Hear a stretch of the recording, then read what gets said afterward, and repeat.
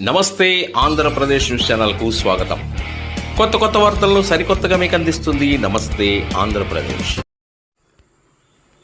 రాబోయే ఎన్నికల్లో ఒంగోలు పార్లమెంట్లోని 7 నియోజకవర్గాలు అత్యధిక మెజారిటీతో వైఎస్ఆర్ కాంగ్రెస్ పార్టీ విజయ ఢంకా మోగించబోతుందని Santhanuthalapadu MLA, YCP Ongole parliament deputy regional coordinator Sudhakar Babu అన్నారు.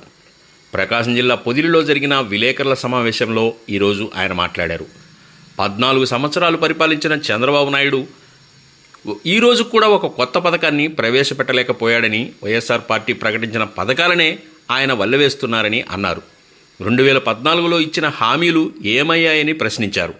చంద్రబాబు నాయుడు ఒక విఫల రాజకీయ నాయకుడని, రాబోయే ఎన్నికల్లో పార్లమెంటు అభ్యర్థి చెవిరెడ్డి భాస్కర్ రెడ్డి 2,25,000 ఓట్ల మెజారిటీతో గెలుపొందుతారని ఆయన తెలిపారు. ఈ కార్యక్రమంలో వైఎస్ఆర్సీపీ రాష్ట్ర ప్రధాన కార్యదర్శి కెవి రమణారెడ్డి, ఖమ్మం మాజీ ఏఎంసీ వై వెంకటేశ్వరరావు పాల్గొన్నారు. టీజీఆర్ సుధాకర్ బాబు సంతనూతలపాడు ఎమ్మెల్యే, ప్రస్తుతం ఒంగోలు పార్లమెంటుకు డిప్యూటీ రీజనల్ కోఆర్డినేటర్గా చెవిరెడ్డి భాస్కర్ రెడ్డి గారికి అనుబంధంగా పనిచేస్తున్నారు. మీ అందరినీ ఈ విధంగా కలుసుకోవడం చాలా ఇది ప్రధాన రాజకీయ ప్రతిపక్షంగా మాతో పోటీలో ఈ రాష్ట్రంలో ఓటు అడుగుతున్నప్పుడు వారు పవన్ కళ్యాణ్ కలిసి, చంద్రబాబు నాయుడు గారు పవన్ కళ్యాణ్ గారు కలిసి ఎన్నికల ప్రచారాన్ని నిర్వహించుకునే సమయంలో చాలా దారుణమైనటువంటి మాటలు జగన్మోహన్ రెడ్డి గారి మీద మాట్లాడటం జరుగుతుంది. జగన్మోహన్ రెడ్డి గారితో పోటీ పడే వ్యక్తులు జగన్మోహన్ రెడ్డి గారి కన్నా గొప్పగా పరిపాలిస్తాము అని చెప్పడానికి గతం చరిత్రని మనం పరిశీలిస్తే చంద్రబాబు నాయుడు ఒక విఫల రాజకీయ నాయకుడిగా, ఒక విఫల ముఖ్యమంత్రిగా 2014 నుంచి 19 వరకు విఫలమయ్యాడు. కాబట్టే జగన్మోహన్ రెడ్డి గారికి 2019లో ప్రజలు పట్టం కట్టారు. ఇదే కాంబినేషన్ మోడీ గారు, పవన్ కళ్యాణ్ గారు, చంద్రబాబు నాయుడు గారు ముగ్గురు కలిసి తిరుపతి నుంచి మొదలుపెట్టి విశాఖపట్నం వరకు ఓ పెద్ద ఎత్తున ఒకే రోజున మ్యాసివ్ ఎన్నికల క్యాంపెయిన్ చేసి వరాల జల్లు కురిపించారు. వాటిలో ప్రధానమైన అంశాలు మీ దృష్టికి నేను తెస్తాను. ఇప్పుడు ఒకటి, ప్రత్యేక హోదాని ఇస్తామని మోడీ గారు 10 సంవత్సరాలు ఇస్తామని పార్లమెంట్లో వాళ్ళ పార్టీ చెప్పారు. మోడీ గారు ఎన్నికల ప్రచారంలో చంద్రబాబు నాయుడు కుడివైపున, పవన్ కళ్యాణ్ గారు ఎడమవైపున పెట్టుకొని ప్రచారం చేశారు. ఒకటో అంశం. రెండో అంశం, ప్రపంచ రాజధానులను తలదన్నే విధంగా అమరావతి నిర్మాణం చేస్తామని చెప్పాడు మోడీ గారు.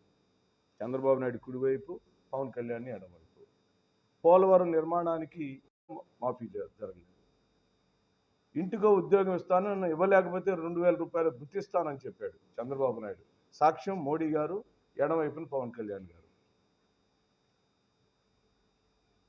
అంటే ఒక ప్రధానమంత్రి అభ్యర్థిని, ఒక సినిమా యాక్టర్ గారిని సాక్ష్యంగా పెట్టుకుని తనను ముఖ్యమంత్రిని చేస్తే ఇన్ని పనులు చేస్తానని చెప్పిన చంద్రబాబు నాయుడు గారు దారుణంగా అన్ని హామీలలో విఫలం చెందాడు. దాంట్లో అసలు మొహమాటమే లేదు. కావాలంటే ఎవరితోనైనా, ఎక్కడైనా, ఏ పరిస్థితుల్లో అయినా, ప్రకాశం జిల్లా హెడ్ క్వార్టర్స్లోనైనా, రాష్ట్ర రాజధాని తాడేపల్లిలోనైనా, అమరావతిలోనైనా మేము చర్చకు సిద్ధమని పలుమార్లు మేము ప్రకటించాం. ఎన్నికల సందర్భంలో కూడా మళ్ళీ ప్రకటిస్తున్నాం, మేము చర్చకు సిద్ధం. 2014లో మీ కాంబినేషన్లో ఈ రాష్ట్రానికి మీరు ఇచ్చిన హామీలు ఏమైనాయి? మళ్ళీ ఇప్పుడు మీ ముగ్గురే కలిసి ఓట్లు అడిగే సందర్భంలో ఆ హామీల సంగతి తేల్చి మీరు ఓట్లు అడగమని అడుగుతున్నారు. ఇప్పుడు కొత్త రకమైన విశేషం జరుగుతుంది. అదేంటంటే, కొత్తగా ఏమైనా చంద్రబాబు నాయుడు గారు ఇప్పుడు కొత్త హామీలు ఏమైనా ఇస్తాడని మా లాంటి వాళ్ళు, ఆశావాహులు, రాజకీయాలలో కొత్త వ్యవహారాలని ఆకాంక్షించే వాళ్ళు ఎదురు చూశాం. ఒక్క హామీ అయినా చంద్రబాబు నాయుడు గారు కొత్తదాన్ని ఏమైనా తీసుకొచ్చాడా? మేమిచ్చే అమ్మఒడి డబ్బుల్ని మేము ఒక అమ్మకు వచ్చి మేము 15,000 రూపాయలు ఇస్తామంటే ఆయన ఇంట్లో ఉన్న పిల్లలందరికీ ఇస్తామంటున్నాడు. అంటే ఏం చెప్పాడు? జగన్మోహన్ రెడ్డి గారు అమ్మఒడి పథకాన్ని కొనసాగిస్తానని చెబుతున్నాడు.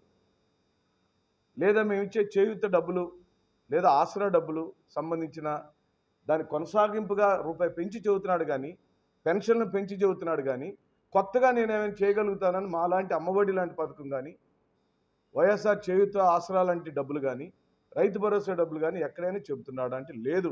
మేము 10 రూపాయలు ఇస్తే 15 రూపాయలు ఇస్తానని, అవి కూడా అబద్ధపు సాక్ష్యాలే చెబుతున్నాడు, అబద్ధపు హామీలే చెబుతున్నాడు. మేము అడుగుతున్నాం ఈ రోజున, నీ దగ్గర ఈ 40 సంవత్సరాల నీ రాజకీయ అనుభవంలో ఒక్క కొత్త పథకాన్ని కూడా నువ్వు ఆలోచించలేకపోయావా? జగన్మోహన్ రెడ్డి గారు తను ముఖ్యమంత్రి అవడానికి నాకు 9 అంటే 9 అనే అంశాల మీద, నవరత్నాలనే 9 అంశాల మీద కన్ఫర్మ్ అయ్యి ఆ 9 అంశాలలో 95% నెరవేర్చిన వాడు జగన్మోహన్ రెడ్డి గారు.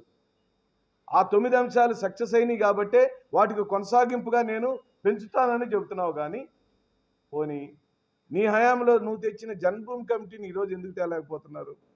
నా జన్మభూమి కమిటీ గొప్పది, అదే నేను తిరిగి మళ్ళీ ఇప్పుడు నేను పెడతానని చెప్పగలుగుతాడా?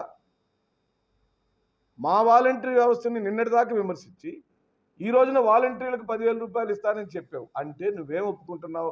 జగన్మోహన్ రెడ్డి గారి పథకాలని కరెక్ట్ అని, జగన్మోహన్ రెడ్డి గారు కరెక్ట్ అని, జగన్మోహన్ రెడ్డి గారి యొక్క సంక్షేమ పరిపాలన సక్సెస్ అయిందని, జగన్మోహన్ రెడ్డి గారి పరిపాలన దక్షుడని,